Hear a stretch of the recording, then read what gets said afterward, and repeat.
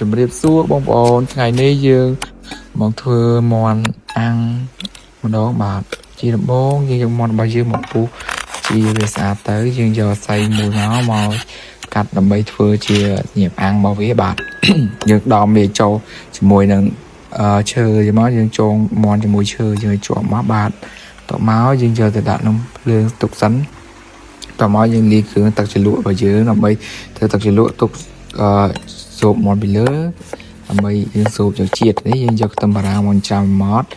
ហើយដាក់ចូលទៅក្នុងកញ្ចានយើងយកពេញប៉ោះចាត់ជាចំណុចដាក់ជាមួយនឹងខ្ទឹមបារាំងសសក់ហាន់វាជាចំណុចតូចមកដាក់លាយជាមួយគ្នាដើម្បីធ្វើទឹកជ្រលក់បន្ថែមជាមួយនឹងម្ទេសវែងដែល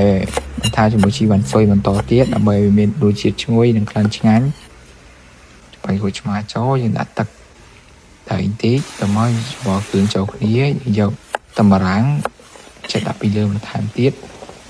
ដើម្បីឲ្យវាមានជាតិយើងយកខ្លាញ់មកដើម្បីជៀនខ្ទឹមបារាំងហ្នឹងដាក់គ្រឿងដាក់អីមកបាទទៅមកយើងយកមាន់ទៀតទៅអាំងបងបល់ឲ្យវាមានជាតិឈ្ងុយឆ្ងាញ់ទៅមកយើងយកមាន់របស់យើងហ្នឹងទៅដកឈើចេញដើម្បីបរិភោគបាទជាតិមែនតើបាទ